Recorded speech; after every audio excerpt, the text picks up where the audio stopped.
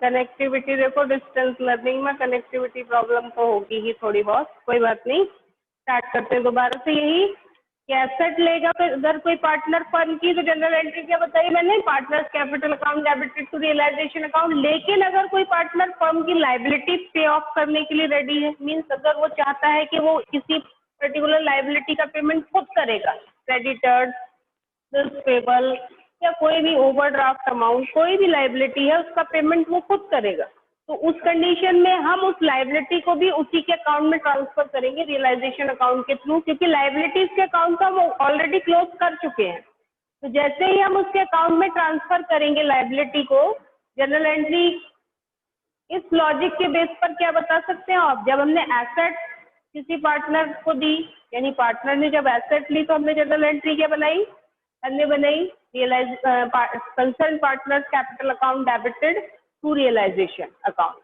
अगर कोई partner liability लेगा तो जनरल एंट्री पर क्या इफेक्ट होगा बताइए। Realisation account debit to partners capital account. Very good, realisation account debited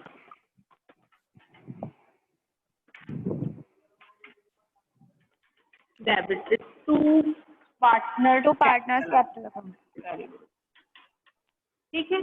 अब उसी पार्टनर के अकाउंट में हम ट्रांसफर करेंगे who want to pay off the liability। जो भी पार्टनर उस लाइबिलिटी को पे ऑफ करना चाहता है, हम उसी के अकाउंट में इससे क्या कर देंगे, ट्रांसफर कर देंगे। और क्या नरेशन देंगे, being liabilities taken over by the partner।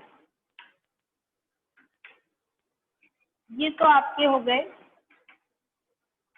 Partner capital account और एसेट्स अकाउंट से रिलेटेड कुछ जनरल एंट्री। अब हमारे बैलेंस शीट में आपको बैलेंस शीट के सारे अकाउंट क्लोज करने हैं, ये ध्यान रखो। अब एसेट्स और आउटसाइड लायबिलिटीज के अकाउंट से रिलेटेड एंट्री बना दी, अनरिकॉर्डेड एसेट्स को सेल और अनरिकॉर्डेड लायबिलिटीज को पे ऑफ करने की एंट्रीज भी हमने शो कर दी। अगर कोई पार्टनर किसी एसेट को टेकन ओवर करता है या लायबिलिटी पे ऑफ करता है, तो वो एंट्री भी मैंने आपको बता दी। अब बैलेंस शीट में और कौन कौन से आइटम होते हैं जिनको हमने अभी यहाँ पर कंसीडर नहीं किया, तो वो आइटम है, कल मैंने बताया था जनरल रिजर्व। जनरल रिजर्व को हम यहाँ पर कभी भी रिकॉर्ड नहीं करते, कहाँ, रियलाइजेशन अकाउंट में ट्रांसफर नहीं करेंगे, उसे हम डायरेक्टली पे करेंगे। और जैसे ही डायरेक्टली पे करेंगे, जनरल एंट्री क्या बनेगी, general reserve account debited to partners capital account. ये एंट्री हमने लास्ट 2 टॉपिक्स में भी बनाई है। कौन कौन से, एडमिशन ऑफ अ पार्टनर और retirement and death of a partner. Same entry की थी हमने, general reserve account debited to partners capital account. तो यहाँ भी सेम एंट्री ही आप करेंगे, लेकिन वर्कमैन कंपनसेशन रिजर्व और इन्वेस्टमेंट फ्लक्चुएशन रिजर्व को आप कहाँ ट्रांसफर करेंगे, उसे आप ट्रांसफर करेंगे किस अकाउंट में, रियलाइजेशन अकाउंट। अब देखिए इसका इफेक्ट ये होगा कि अगर वर्कमैन कंपनसेशन रिजर्व को हम ट्रांसफर करेंगे तो जनरल एंट्री बनाएंगे रियलाइजेशन अकाउंट में, वो जाएगा कहाँ पर, क्रेडिट साइड। तो एंट्री बनेगी workman compensation reserve account debited to realisation account. Workman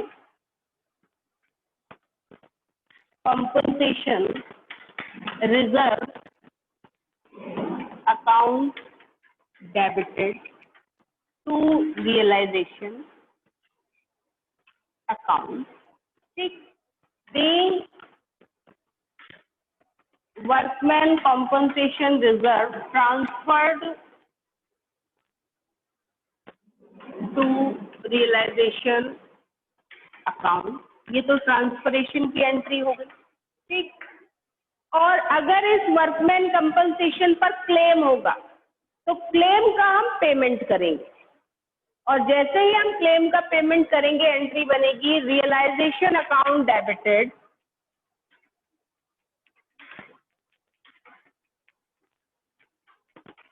to cash और बैंक अकाउंट, कैश और बैंक। ठीक, ये कब होगा, being workman compensation claim given. ठीक है, जैसे ही हम वर्कमैन कॉम्पनसेशन क्लेम का पेमेंट करेंगे, आप एंट्री क्या बनाएंगे, realisation account debited to cash और bank account. Time run out होने वाला है शायद, इसलिए आ गया है, कोई बात नहीं, अभी थोड़ा सा कनेक्टिविटी की वजह से टाइम कम रह गया था, बट ये एंट्रीज देखिए। अब इसमें इफेक्ट क्या होगा, देखिए कुछ राइटर क्या करते हैं, अगर क्लेम होता है तो वो ट्रांसफर करते हैं उसे रियलाइजेशन अकाउंट में वर्कमैन कंपनसेशन रिजर्व को, और अगर क्लेम नहीं होता तो उसका ट्रीटमेंट भी जनरल रिजर्व की तरह डायरेक्ट पार्टनर्स के कैपिटल अकाउंट में कर देते हैं। तो यहाँ क्या होता है, कंफ्यूजन हो जाता है कि ट्रांसफर करें कि नहीं करें। आप हमेशा एक ही चीज पर रहें, या तो ट्रांसफर करेंगे और नहीं तो फिर आपको दोनों चीज ध्यान रखनी पड़ेगी। रीजन ये है कि आपको क्लेम के टाइम पर ये ध्यान रखना पड़ेगा कि अब तो हमें इसे कहाँ लेके जाना है, रियलाइजेशन अकाउंट में, और क्लेम नहीं है तो हम कहाँ लेके जाएंगे, पार्टनर्स कैपिटल अकाउंट में। तो एक ही लॉजिक पर रहे, कंफ्यूज होने से अच्छा है एक ही चीज करो, हमेशा ट्रांसफर करो उसको, कहाँ, रियलाइजेशन अकाउंट में। क्लेम होगा तो पेमेंट की एंट्री बना देंगे, और क्लेम नहीं होगा तो ये हमारे प्रॉफिट को क्या कर देगा, बढ़ा देगा, क्योंकि ये कहाँ पर है, क्रेडिट साइड में। तो ये आपके रियलाइजेशन के प्रॉफिट को इंक्रीज कर देगा या लॉस को रिड्यूस कर देगा। तो इसलिए आप हमेशा workman compensation reserve, investment fluctuation reserve, इन सभी रिजर्व को कहाँ ट्रांसफर करें, रियलाइजेशन अकाउंट में। अगर उससे रिलेटेड कोई भी लॉस होगा तो उसका एडजस्टमेंट भी हम रियलाइजेशन अकाउंट में करेंगे, और इस तरीके से आपको फिर ज्यादा कंफ्यूज होने की जरूरत नहीं होगी कि अब हमें पार्टनर्स के अकाउंट में ले जाना है या अब हमें रियलाइजेशन। बस एक ही लॉजिक पर रहे कि हमें इसे कहाँ लेके जाना है, रियलाइजेशन अकाउंट, चाहे क्लेम हो या ना हो सकता है उससे आपका बुक का आंसर वेरी करे, अलग हो, कुछ उससे डिफरेंट हो, लेकिन उससे इफेक्ट कुछ नहीं आता, वो भी सही होता है। और अगर हम डायरेक्टली उसको पार्टनर्स के अकाउंट में ले जाएं, अगर क्लेम नहीं होता तो उस टाइम भी वो ठीक रहता है। तो ज्यादातर मैं जो बताती हूँ वो यही है कि आप वर्कमैन कंपनसेशन रिजर्व या इन्वेस्टमेंट फ्लक्चुएशन रिजर्व को हमेशा किस अकाउंट में ट्रांसफर करें, रियलाइजेशन अकाउंट में। क्लेम होगा, पेमेंट हो जाएगा, इन्वेस्टमेंट की वैल्यूज में कोई चेंज होगा, उसका एडजस्टमेंट अपने आप हो जाएगा और आपको कंफ्यूज भी नहीं होना पड़ेगा। तो ये तो आपके हो गए। अब P&L अकाउंट, आप लोगों ने देखा होगा बैलेंस शीट में प्रॉफिट एंड लॉस अकाउंट का बैलेंस या तो डेबिट एसेट साइड होता है या लायबिलिटी साइड होता है। तो सबको पता है एसेट साइड अगर P&L का बैलेंस है तो उसका मीन्स क्या होता है, what is the meaning of P&L balance in asset side, क्या मीनिंग होगा? अगर एसेट लॉस है तो उसे हम रियलाइजेशन अकाउंट में ट्रांसफर नहीं करेंगे, उसको हम डायरेक्टली पार्टनर्स में डिवाइड करेंगे। क्या जनरल एंट्री बनाएंगे, पार्टनर्स कैपिटल अकाउंट डेबिटेड, हाँ, capital account debited to profit and loss account.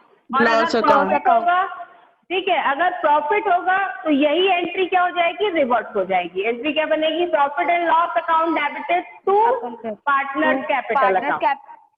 Very good. अब इसके अलावा और क्या हो सकता है, फिक्टिशियस एसेट्स हो सकती है। मैंने बताया था ना, fictitious assets can not be transferred to realisation account. तो फिक्टिशियस एसेट्स अगर होती हैं तो उन सभी फिक्टिशियस एसेट्स के अकाउंट को भी हम क्लोज करेंगे, और उनका भी ट्रीटमेंट हम वैसे ही करेंगे जैसे हमने कहा किया था एडमिशन रिटायरमेंट में। जैसे एडवर्टाइजमेंट सस्पेंस अकाउंट, तो एडवर्टाइजमेंट सस्पेंस अकाउंट अगर बैलेंस शीट में एसेट साइड गिवन है तो हम कहाँ ट्रांसफर करते हैं, उसे पार्टनर्स के अकाउंट में डेबिट करते हैं। जनरल एंट्री क्या बनाते हैं, पार्टनर्स कैपिटल अकाउंट डेबिटेड, क्योंकि वो लॉस होते हैं ना, पार्टनर्स कैपिटल अकाउंट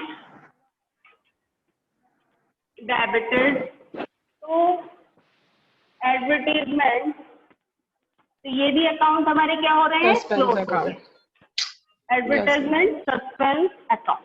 ये सब हमारे अकाउंट क्या हो रहे हैं, अब क्लोज हो रहे हैं और इनके बैलेंसेस को हम पार्टनर्स के बीच में डिवाइड करके उनके अकाउंट में डेबिट या क्रेडिट कर रहे हैं।